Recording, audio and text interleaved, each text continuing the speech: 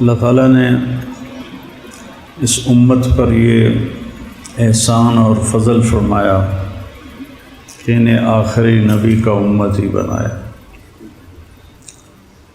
اور ان کی کتاب کو ذمہ لیا کہ میں اس کی حفاظت کروں۔ انا نحن نزلنا الذکر و انا لہ لحافظون۔ جیسے میرے نبی پر اترا تھا یہ ویسے ہی میرے سامنے پڑا ہوا ہے۔ 1935 میں جرمنی بہت طاقتور ہو گیا تھا۔ وہاں کے پادریوں نے 70 بائبل کے نسخے اکٹھے کیے، 70۔ ان کو جب آپس میں ملایا تو کوئی ایک نسخہ دوسرے سے نہیں ملتا تھا۔ اس میں کچھ اور لکھا ہوا ہے، اس میں کچھ اور لکھا ہوا ہے، اگلے میں کچھ اور لکھا ہوا ہے، اگلے میں کچھ اور لکھا ہوا ہے۔ تو انہوں نے اس پر قیاس کرتے ہوئے قرآن اکٹھا کیا۔ 1935 میں ابھی پریس اتنا عام نہیں تھا تو ہاتھ کے لکھے ہوئے نسخے زیادہ تھے، تو 40,000 قرآن کے نسخے اکٹھے کیے۔ اپنے تو 70 اکٹھے کیے، ہمارے 40,000 اکٹھے کیے، اور سارے کے سارے نسخوں کو انہوں نے کئی سال کی محنت کے بعد جوڑ کے دیکھا، جوڑ کے دیکھا۔ 40,000 نسخوں میں کوئی فرق نہیں تھا۔ اللہ نے اس کی حفاظت کا ذمہ لیا۔ تورات، زبور، انجیل کسی کو یاد نہیں ہوتی تھی، کوئی اس کا حافظ نہیں ہوتا تھا، اس لیے ان کی نماز میں تلاوت نہیں تھی، تسبیح تھی جتنی کوئی پڑھ سکے۔ لیکن ہمیں اللہ نے ایسی نعمت عطا فرمائی کہ بوڑھا بھی یاد کر لیتا ہے، جوان بھی یاد کر لیتا ہے، بچہ بھی یاد کر لیتا ہے، اور اگر وہ اس کا مطلب جانتا ہو اور نماز میں وہ قرآن پڑھ رہا ہو تو وہ ایک نئی دنیا میں ہوتا ہے، ایک نئے جہان میں ہوتا ہے جس میں گم ہو جانا۔ حضرت علی رضی اللہ تعالیٰ عنہ علیہ السلام کو تیر لگا تو انہوں نے نکالا تو نکلا نہیں، تو انہوں نے چھوڑ دیا کیونکہ تکلیف بہت ہو رہی تھی۔ تو وہ نماز کے لیے کھڑے ہوئے تو انہوں نے تیر آرام سے نکال لیا۔ تو نماز کے بعد فرمایا تیر نکال لیا؟ کہا مجھے خبر بھی نہیں ہے، مجھے پتہ بھی نہیں چلا۔ تو نماز ایک میں جب قرآن آتا ہے تو ایک الگ جہان قائم ہو جاتا ہے۔ تو اللہ تعالیٰ نے اس کی حفاظت کا انتظام کیا، اس کے حفاظ بنائے۔ ہمارے جو اجمی بچے ہیں وہ عربوں سے پہلے یاد کر لیتے ہیں، کیونکہ عرب بچوں کو عربی آتی ہے نا، تو وہ ہم مانا لفظ جب بھول جاتے ہیں تو ساتھ دوسرا کوئی لگا دیتے ہیں۔ ہمارے بچوں نے تو رٹا لگانا ہوتا ہے، تو انہوں نے وہی کہنا ہوتا ہے جو یادداشت میں ہوتا ہے۔ تو اللہ نے اس کی حفاظت کا اس طرح انتظام فرمایا۔ اور پھر پہلے تورات، زبور، انجیل کے اترنے پر آسمان کے دروازے بند نہیں ہوتے تھے، لیکن جب قرآن اترنے کا وقت آیا تو اللہ نے سارے آسمان کے دروازوں پہ پہرے لگا دی۔ تو اس وقت شیطان اوپر جاتے تھے اور وہاں سے فرشتوں کی باتیں سن کر نیچے آ کے جادوگروں کو بتاتے تھے۔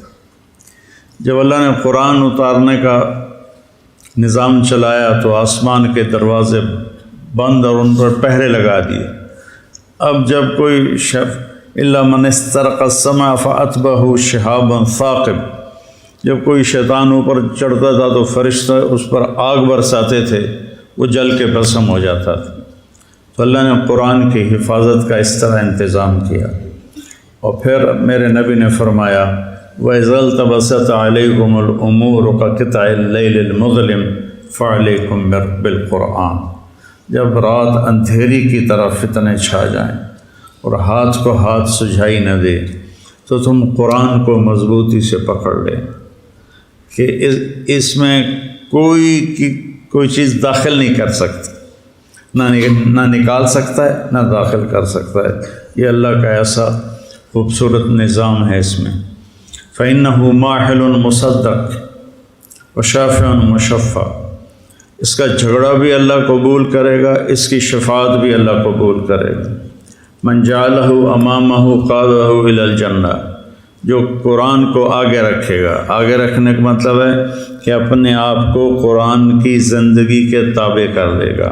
قرآن جس زندگی کو بتاتا ہے یہ اس کے تابع ہو جائے گا اور اپنی ساری خواہشات کو اس پہ قربان کر دے گا۔ تو ساقہ الی الجنہ، قرآن اس کا ہاتھ پکڑ کے اس کو جنت میں پہنچا دے۔ من جعلہ خلف ظہرہ، جو اسے پیٹھ کے پیچھے پھر کر دے گا۔ کیا مطلب کہ قرآن کی زندگی کا پابند نہیں رہے گا اور اپنے نفس کا غلام بن جائے گا۔ بئس عبد الدرہم، بئس عبد الدینار و عبد الدرہم و عبد القطیفہ، جو پیسے کے غلام بن جائیں گے، جو زیب و زینت کے غلام بن جائیں گے، قرآن کو پیچھے پھینک دیں گے، اس کے مطابق عمل نہیں کریں گے، تو ساقہ الی النار، تو اس کو دھکا دے کے جہنم میں گرا دے گا۔ تو بھائیو، یہ بہت بڑی نعمت ہے، اس کی تلاوت بھی کیا کرو۔ اور اب اتنے ترجمے ہو چکے ہیں قرآن کے، کچھ وقت نکال کر اس کا ترجمہ بھی پڑھا کرو کہ اللہ کیا کہتا ہے۔ آپ کی آسانی کے لیے کہتا ہوں، قرآن میں 99 دفعہ 89 یا ایھا الذین آمنوا آیا ہے۔ یہ صرف اللہ نے ہم سے بات کی ہے۔ یا ایھا الناس سب سے بات کر رہا ہے۔ یا ایھا الذین کفروا کافروں سے بات کر رہا ہے۔ یا اہل الکتاب یہود و نصارہ سے بات کر رہا ہے۔ یا ایھا الذین ہادوا صرف یہودیوں سے بات کر رہا ہے۔ قل یا ایھا الکافرون صرف کافروں سے بات کر رہا ہے۔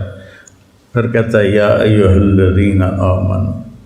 یہ اللہ نے اپنے ہمارے نبی کی توفیل ہمیں کتنی بڑی شہادت ملی ہے کہ اللہ کہہ رہا ہے یا ایھا الذین آمنوا، اے میرے وہ بندو جو ایمان لائے، یعنی اللہ ہمارے ایمان کی گواہی دے رہا ہے، اے ایمان والو۔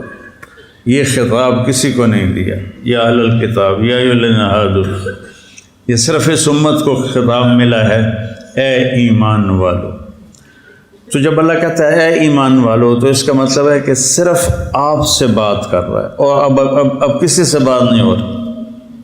جیسے آپ سارے لوگ بیٹھے ہوئے ہیں، میں کہوں مولی نعمان ذرا میری بات سننا، تو اس کو میں قریب کر کے اس سے بات کرتا ہوں، تو آپ سمجھیں گے کہ اسی سے کوئی بات ہو رہی ہے، ہم سے نہیں ہو رہی۔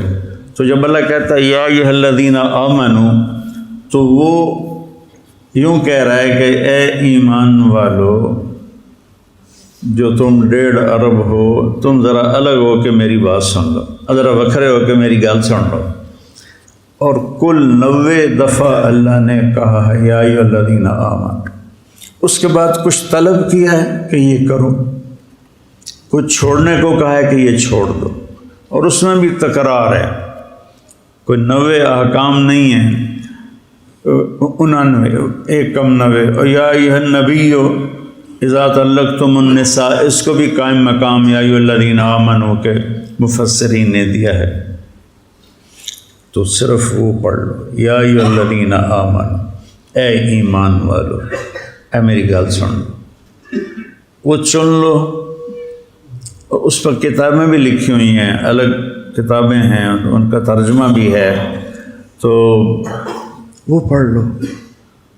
اصل تو پورے قرآن کو، ورنہ چلو اتنا ہی پڑھ لو، تو قرآن سے ہمارا دل لگ جائے۔